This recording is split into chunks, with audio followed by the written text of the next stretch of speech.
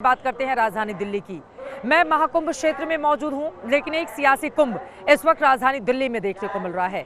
70 सीटों पर चुनाव प्रचार का शोर थम चुका है, लेकिन आज आखिरी दिन हर एक दल ने किस तरह से अपनी पूरी ताकत लगा दी है और दिल्ली की जनता का मन जीतने की कोशिश की गई, उसको बताती हुई ये रिपोर्ट देखिए, जिसके जरिए आप समझ पाएंगे कि कैसे राष्ट्रीय चुनाव जिन मुद्दों पर होते हैं, दिल्ली का चुनाव भी किस तरह से आके उन्हीं मुद्दों पर टिक गया है। और इसी मुद्दे को लेकर चाहे आम आदमी पार्टी हो, भारतीय जनता पार्टी हो या फिर कांग्रेस पार्टी, तीनों एक दूसरे पर लगातार हमलावर दिखे। 8 तारीख को आप पार्टी को दिल्ली वाले झाड़ू लगाकर बाहर फेंकने वाले हैं। 55 सीट आ रही हैं, लेकिन अगर मेरी माँ बहनें एक बारी जोर का धक्का लगा दें तो 60 तक पहुंच सकती हैं। इन्होंने शीला दीक्षित जी को जलील किया, उनके खिलाफ कैसे कैसे इल्जाम लगाए। आज क्या महिला सुरक्षित है इनकी दिल्ली में? ये दिल्ली में चुनावी शोर खत्म होने से ठीक पहले की जोर आजमाइश है। आम आदमी पार्टी दिल्ली की सत्ता बचाने में जुटी है, बीजेपी सत्ता का सूत्र डिकोड कर रही है और कांग्रेस दिल्ली में अपनी खोई जमीन वापस लेने की कोशिश में है। आखिरी राउंड में गृह मंत्री अमित शाह ने पहले जंगपुरा, फिर बिजवासन और आखिर में द्वारका में जनसभा की। दिल्ली में बदलाव की हुंकार भरी। शर्म नहीं आती केजरीवाल? चुल्लू पर पानी में डूब मरो। आप कह रहे थे हम गाड़ी नहीं लेंगे, बंगला नहीं लेंगे, सिक्योरिटी नहीं लेंगे। एक बंगले से पेट नहीं भरा, 4 बंगले तोड़कर शीश महल बनाया। चिंता मत करो, हमारा सीएम वो बंगले में नहीं रहेगा। बेचारे को आदत नहीं होगी ऐसे घर में रहने की। आपके दर्शन के लिए बंगला जरूर खोल देंगे।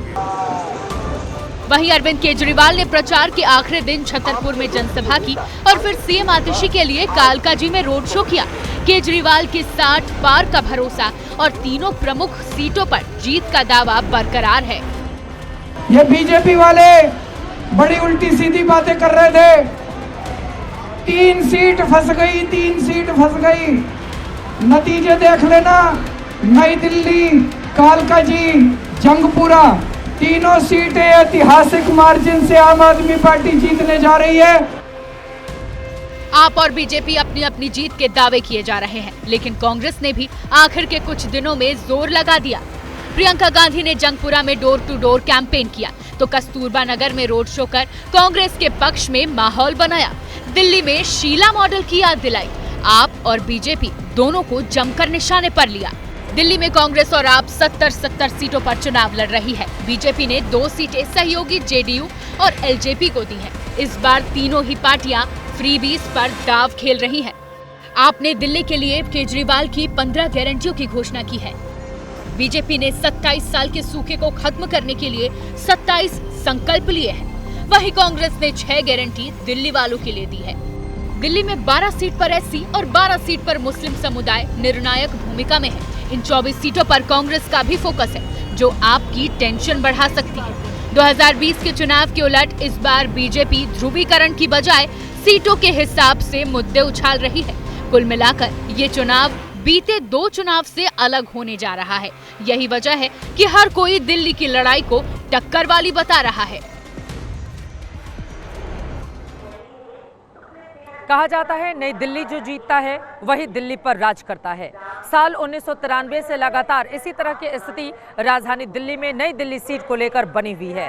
अरविंद केजरीवाल इसी सीट से चौथी बार चुनावी मैदान में है, लेकिन इस बार बीजेपी की ओर से जो सोशल इंजीनियरिंग का चक्रव्यूह रचा गया है, ऐसे में जीत क्या आसान रहेगी अरविंद केजरीवाल की, या फिर इस चक्रव्यूह में वो फंस जाएंगे?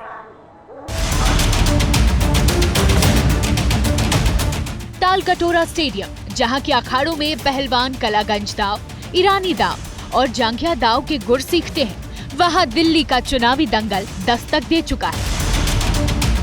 एक तरफ हैं आप संयोजक अरविंद केजरीवाल और दूसरी तरफ प्रवेश वर्मा। प्रवेश वर्मा ने तालकटोरा को लेकर कास्ट कार्ड खेल दिया है। 8 फरवरी को भारतीय जनता पार्टी की सरकार बन रही है। नई दिल्ली विधानसभा में भी भारतीय जनता पार्टी का कमल खिलेगा। 8 फरवरी के बाद में जो एनडीएमसी की पहली काउंसिल की मीटिंग होगी, उसमें ताल कटोरा स्टेडियम के नाम को बदलकर हम भगवान महर्षि वाल्मीकि जी के नाम का प्रस्ताव लाएंगे और उसको पहली एनडीएमसी काउंसिल की मीटिंग में ही पास करेंगे। प्रवेश वर्मा ने ताल कटोरा स्टेडियम का नाम महर्षि वाल्मीकि के नाम पर रखने का वादा किया, जो नई दिल्ली सीट पर अरविंद केजरीवाल के चौथी बार विधायक बनने के गणित को गड़बड़ा सकता है। इसे समझने के लिए पहले नई दिल्ली सीट का गणित समझना होगा। नई दिल्ली सीट पर 1,09,022 मतदाता है, जिनमें 20,000 से ज्यादा वाल्मीकि समुदाय के लोग हैं। बीते चुनावों में नई दिल्ली में वाल्मीकि समुदाय का एक मुश्त वोट अरविंद केजरीवाल को मिलता रहा है। महर्षि वाल्मीकि के जरिए बीजेपी ने इस समुदाय से भावनात्मक रिश्ता जोड़ने की कोशिश की है। आपके कोर वोट बैंक में सेंध मारकर बीजेपी नई दिल्ली में केजरीवाल की हार की भविष्यवाणी कर रही है। मैंने कहा था 20,000 से ज्यादा से जीतेंगे। अब 20,000 से ज्यादा से तो हो सकता है 25 हो जाए, हो सकता है 26 हो जाए।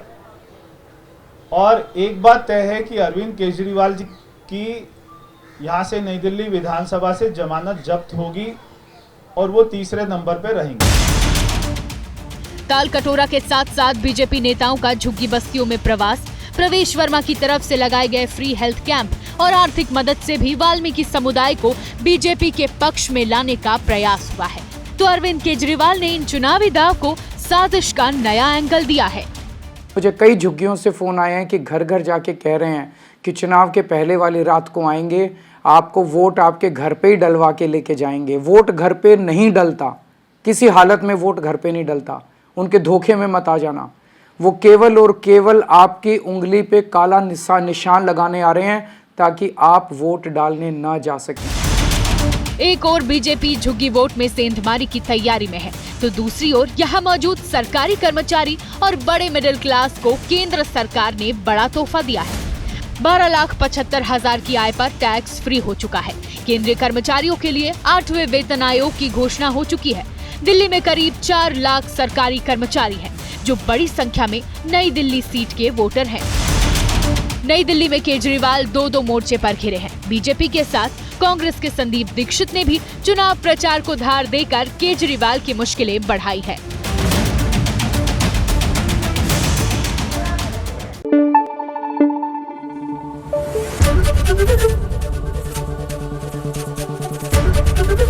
एबीपी न्यूज आपको रखे आगे।